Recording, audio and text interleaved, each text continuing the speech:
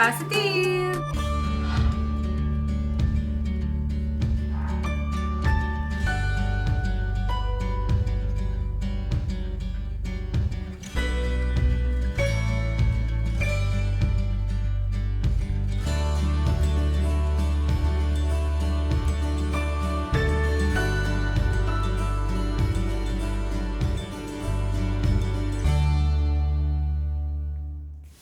Good morning! Ayan, dito tayo sa garden natin, sa mini garden. So, ayan na yung mga talong natin, dumadami na yung bunga.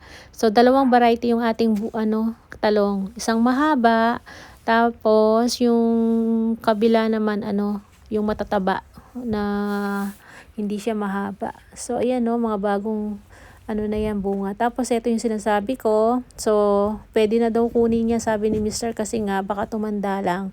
So, hanggang dyan na lang talaga yung laki niya. 'Di ba? So, dahil tayo lang mag-isa sa bahay, gagawa tayo ng ulam natin. Magluluto tayo ng ulam natin. So, ulamin na natin tong unang harvest natin sa ating talong. So, yung dalawa ang kukunin natin. Ito yung unang-unang harvest natin sa talong natin. O, 'di ba? Parang kailan lang na tinanim natin yan ngayon, meron na tayong iulam galing sa garden natin. Kaya nakakatuwa lang talaga. Pag nakikita mo yung mga tanim mo, may bunga na, tapos yan, mag-harvest ka na, and then, pwede mo na siyang lutuin. O, diba? Yan, unang harvest natin sa talong. Tapos, yung pangalawa, kukunin na rin natin yan kasi tingnan nyo naman, hindi na lalaki yan. Ganyan na lang talaga siya. Kasi dalawang variety nga yung ating talong. Yung kabila, mahaba. Tapos, ito naman yan, ganyan lang yung laki. Matataba siya, pero hindi siya gaanong lalaki. Ganun lang talaga. So, ayan, diba? So, dalawa lang naman yung kinuha natin kasi yan lang naman yung malaking talong na nakita natin dyan sa side. Tapos, kukuha na rin tayo ng spring onion. Ayan. Lagi namin nakukuhanan ni Mr. yung spring onion, lalo na si Mr. Kapag nag-aaros kaldo ako, palabok, ayan, kuha siya ng kuha dyan. Pero madali lang naman, tumubo. Sabi nga, mas mainam daw na lagi siyang pinuputulan para dumadami yung dahon, 'di ba? So, ayan, mga bago na yan, mga bagong tubo na yung iba dyan. Tapos, meron din akong dinagdag dyan na tinanim na spring onion. So, wala pa siyang hindi pa nagkakadahon. So, ayan, 'di ba? Kahit pa paano, meron na tayong na-harvest sa ating mini garden. Nakakatuwa lang talaga. Parang kailan lang ako nagtanim, ngayon may na-harvest na ako. Mga talbos, ayan, ngayon spring onion, tapos talong. Unang harvest na talong. So, ayan, iluluto na natin ang mga yan. O, diba? Nakakatuwa lang. Sa susunod, yung mahaba, pwede na yon. So, ayan, hugasan muna natin. Gagawin ko, papakuluan ko na lang yan, ilalaga natin kasi palalambutin natin. Imbis na iihaw ko dahil nga wala tayong ano bang tawag dito, uling sa labas, so ilalaga ko na lang siya para mas madali, 'di ba? Pakukuluan ko lang yung palalambutin natin, and then sasangkapan na natin siya bago natin iluto. So yan yung spring onion, hugasan ko na rin. So lahat yung kinuha ko, natin yan, sasangkap natin. So, ayan na. Ilalaga na natin yung ating talong. Dalawang talong. So, yan ang ulamin ko kasi ako lang naman mag-isa sa bahay. So, sabi ko, parang gusto kong kumain ng talong. Kaya, kinuha na natin yung ating yung talong na pwede nang i-harvest. So, yan. Prepare ko lang yung mga gagamitin natin. Bali, gagamit tayo ng sibuyas, itlog. So, pagsasamahin natin yan. Dalawang itlog ang ginamit ko kasi gusto ko maraming itlog Kaya, kung isa, okay naman siguro.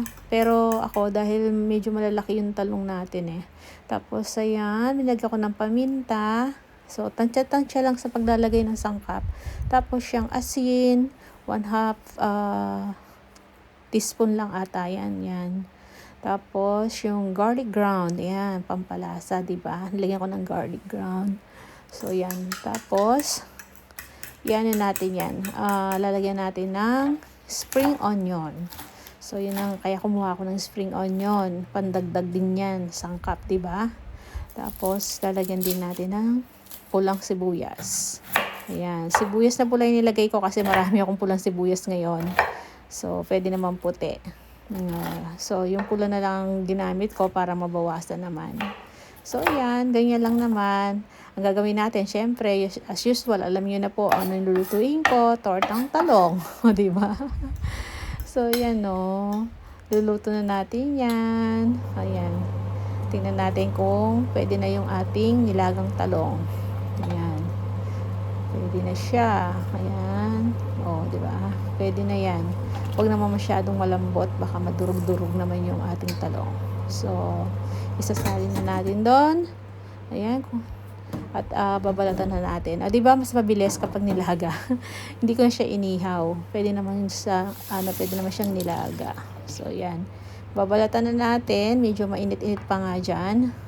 So, para mailuto na natin. At siya nga pala, nagpapasalamat po ako sa mga nanonood ng aking video. Sa mga hindi nag-skip ng ads. Ayan. Kahit na malaki rin tulong kasi kapag nakakasahod tayo, pinapadala ko kay tatay yon para sa kanyang maintenance, sa kanyang gamot. Minsan, nakakasahod tayo every 2 months.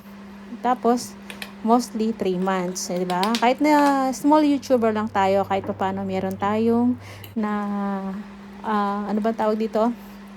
Na sasahod sa YouTube. Hindi naman napupunta po sa akin yun. Pinapadala ko sa Pinas. Kasi kung papadala mo sa Pinas yun, medyo malaki-laki na rin siya, di ba? Kahit 100 plus pa lang yun or meron na rin yun. Tapos dinadagdagan na lang namin, dinadagdagan ko siya para mabuo yung pambiling gamot ni tatay. So nakakatulong talaga kahit papano. Kahit na sabi ko nga, nag-e-enjoy lang naman ako sa aking pagbablog para may mga memories tayo, di ba? Saka nakakalibang.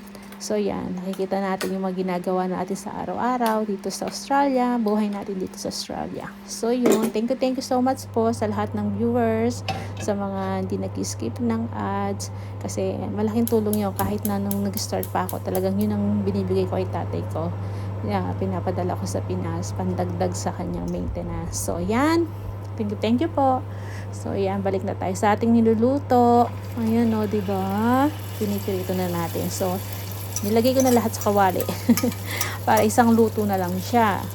So, yan ang ulam natin ngayon. Alam niyo ba, pang niluluto ko yan, amoy na amoy ko yung bango niya. Tsaka nagugutom na talaga ako nung makita ko siyang parang ang sarap-sarap niya. So, yan, o, diba? So, kahit pa paano, nakapagluto na tayo galing sa ating garden. O, diba? Kaya gustong-gusto ko talagang magtanim ng mga gulay. Kasi nga, mahilig talaga rin kami kumain ng gulay ni Mister. Yung mga bata lang ang medyo mapili. So, yan, tingnan nyo, oh. No? Ang ganda ng pagkakaluto, diba? Ganyan ang gusto ko, yung medyo ma-brown-brown na tostado. Yan. Sarap. Diba? Maraming sangkap siya. Maraming sibuyas siya ka spring onion. Nung nakain ko yung masarap siya. Naubos ko siya. Pero tinirahan ko si Mister nung hapon na pinatikim ko sa kanya. Tuwa nga din siya na naka-harvest ka na may pang-ulam ka na, sabi niya sa akin.